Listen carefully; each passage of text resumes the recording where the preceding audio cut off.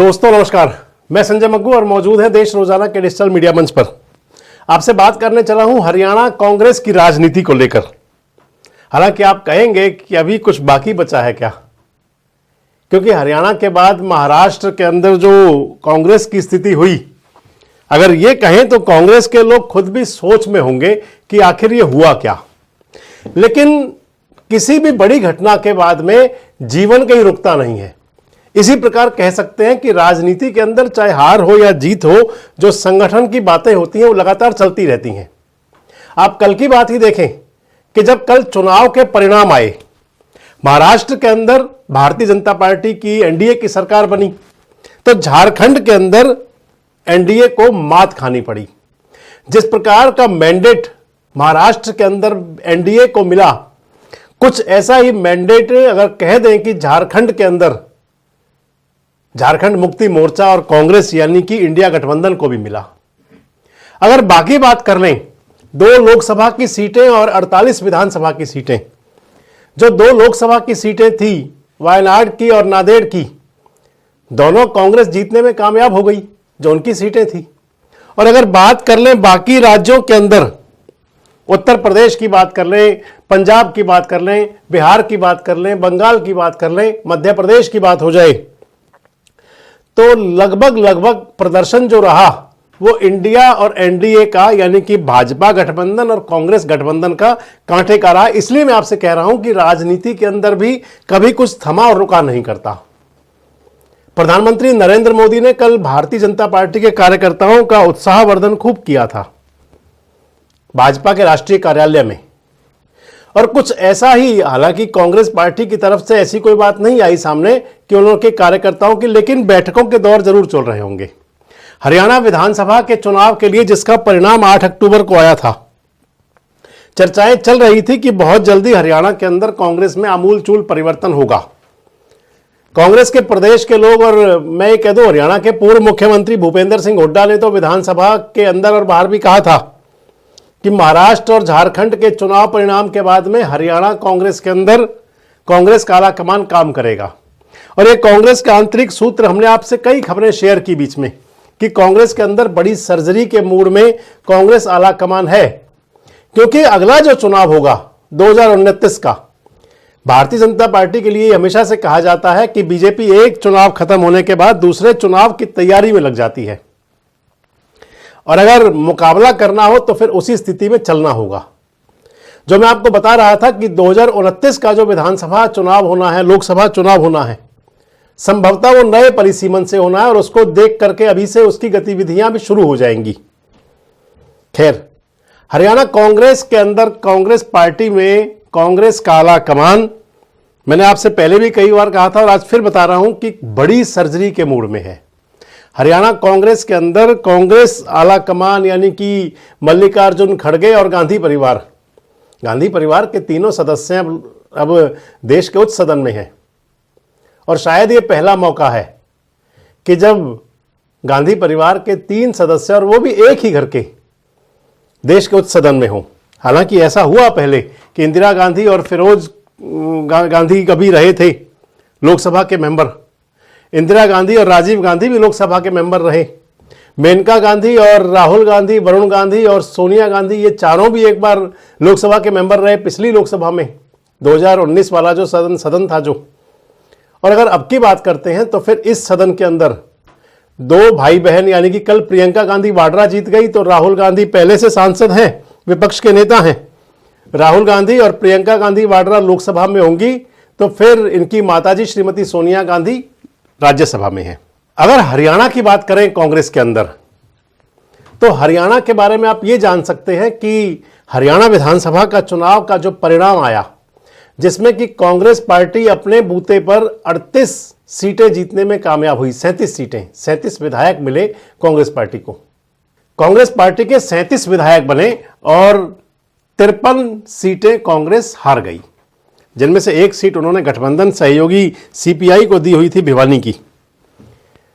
कांग्रेस की हार के पीछे कई कारण माने गए, गुटबाजी को बड़ी बात कही गई, और आप ध्यान करें तो कांग्रेस की हरियाणा के अंदर चुनावी हार के बाद में जब बैठक ली थी राहुल गांधी और मल्लिकार्जुन खड़गे साहब उस बैठक में थे, तो बहुत बिगड़े थे, राहुल गांधी ने बहुत अपने तेवर तल्ख किए थे। अब चर्चाएं ये हैं कि इस गुटबाजी से जो सब चल रहा है, इससे अलग होकर के कांग्रेस आला कमान अब की बार हरियाणा के अंदर नए प्रयोग के मूड में है। कुछ ऐसा लगता है कि जैसे हरियाणा के अंदर कांग्रेस आला कमान जो अभी तक दो गुट चल रहे हैं, कुमारी सैलजा का गुट और भूपेंद्र सिंह हुड्डा का गुट, इन दोनों गुटों के जो नेता हैं,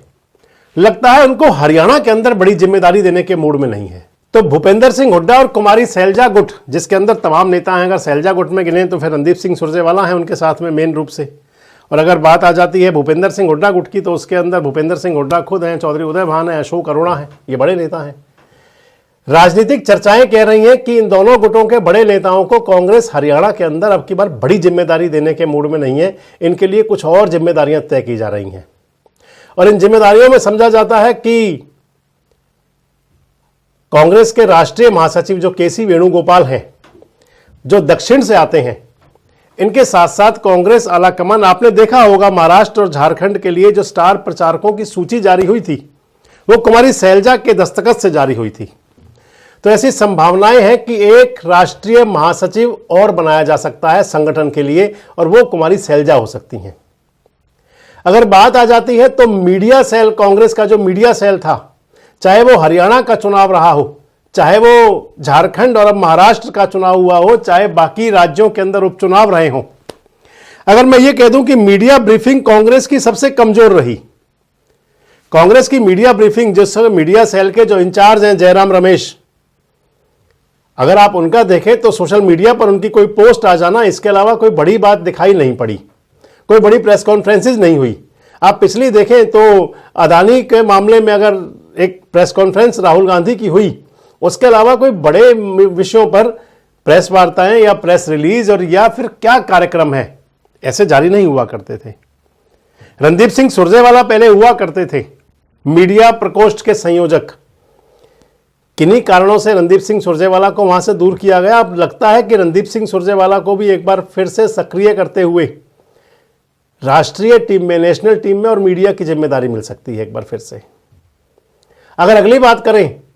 तो फिर भूपेंद्र सिंह हुड्डा और दीपेंद्र हुड्डा, इनमें से भी किसी को राष्ट्रीय टीम में लिया जा सकता है अगर कोई बात आती है तो। जहां तक बात है प्रदेश अध्यक्ष की, तो हरियाणा कांग्रेस प्रदेश अध्यक्ष पद से, हरियाणा प्रदेश कांग्रेस के प्रभारी के पद से और हरियाणा विधायक दल के जो नेता कांग्रेस के, यानी कि जो पहले चले आ रहे थे,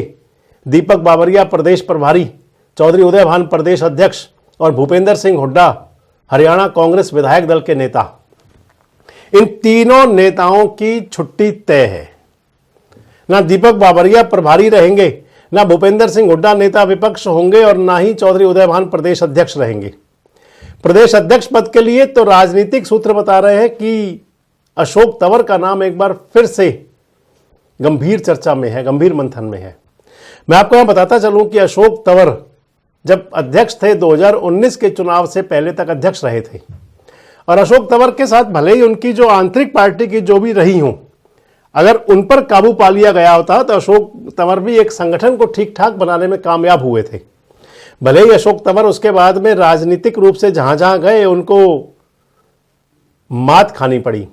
चाहे वो आम आदमी पार्टी में गए, चाहे उन्होंने अपना संगठन बनाया, चाहे वो ममता बनर्जी की पार्टी में गए, चाहे वो भारतीय जनता पार्टी में आए। इतना जरूर हुआ कि भारतीय जनता पार्टी में आकर उनको लोकसभा का टिकट मिल गया सिरसा से, लेकिन चुनावी मात वहां भी खा गए, कुमारी सैलजा से ही चुनाव हारे। और बीच लोकसभा चुनाव में आपको ध्यान होगा महेंद्रगढ़ में उनको ज्वाइन करवाया था, राहुल गांधी ने पटका पहनाया था अशोक तंवर को।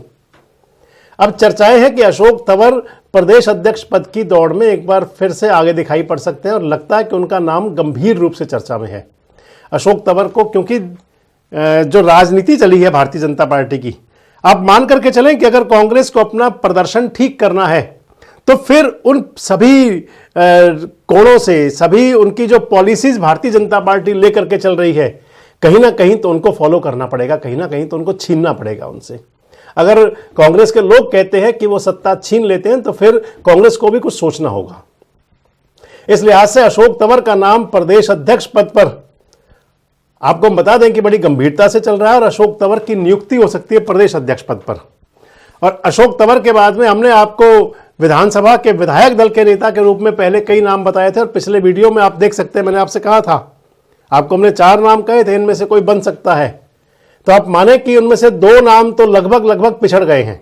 चंद्रमोहन और अशोक अरोड़ा का नाम तो काफी हद तक पिछड़ चुका है। अगर जाट समाज से बनाया जाता है हरियाणा प्रदेश कांग्रेस विधायक दल का नेता और भूपेंद्र सिंह हुड्डा को भी संतुष्ट रखने की बात चलती है, तो फिर रघुवीर सिंह कादियान का नाम सबसे ऊपर आएगा। 80 साल के, लगभग 78-80 साल के नेता, वयोवृद्ध नेता, जिनका संसदीय जीवन यानी कि चुनावी जो उनका रहा है ढांचा, 7 बार के विधायक हैं, 3 बार प्रोटेम स्पीकर रहे हैं, 1 बार विधानसभा के अध्यक्ष रहे हैं, सभापति, हरियाणा सरकार के अंदर वजीर भी रहे हैं, और एक बड़ा औरा है उनका, बड़ा परिवार है, बड़ा राजनीतिक रसूख है। एक ही विधानसभा क्षेत्र से लगातार विधायक बनते चले आ रहे हैं। और अगर दूसरा नाम मैंने आपको बता रखा है चंद्र प्रकाश IAS का, अगर बैकवर्ड समाज से लिया जाता है, और संभवतः मान करके चलें कि इन 2 नामों में से वहां भी मोहर लग सकती है। चंद्र प्रकाश को भी समझा जाए तो वो भूपेंद्र सिंह हुड्डा गुट से भी हैं और इसके साथ साथ कांग्रेस आला कमान में भी उनकी पकड़ है। इतना जरूर है कि हरियाणा कांग्रेस के अंदर जब कांग्रेस आला कमान सर्जरी करने की प्लानिंग पे है, तो यह जरूर है कि कांग्रेस की जो गुटबाजी की अभी तक राजनीति चलती आ रही है, उसको जरूर अब की बार उसका तार पीड़ो करने का, यानी कि गुटबाजी वाली राजनीति को खत्म करने के लिए नए कदम उठाए जाएंगे। वैसे आपको क्या लगता है कि अशोक तंवर जो कई पार्टियों की सैर करके आए कांग्रेस में, अगर उनको कांग्रेस का प्रदेश अध्यक्ष बनाया जाता है तो वो संगठन को कितना मजबूत कर पाएंगे? आपको क्या लगता है कि क्या जो मैंने आपको नाम बताए, रणदीप सिंह सुरजेवाला, कुमारी सैलजा, क्या इनको राष्ट्रीय टीम में, राष्ट्रीय कमेटी में लिया जा सकता है? और इसके साथ साथ आपको क्या लगता है कि क्या आने वाले समय में, आने वाले दिनों में कांग्रेस पार्टी किस प्रकार का प्रदर्शन कर सकती है? कमेंट्स बॉक्स में जरूर बताएं। जुड़े रहे हमारे साथ, देखते रहे देश रोजाना।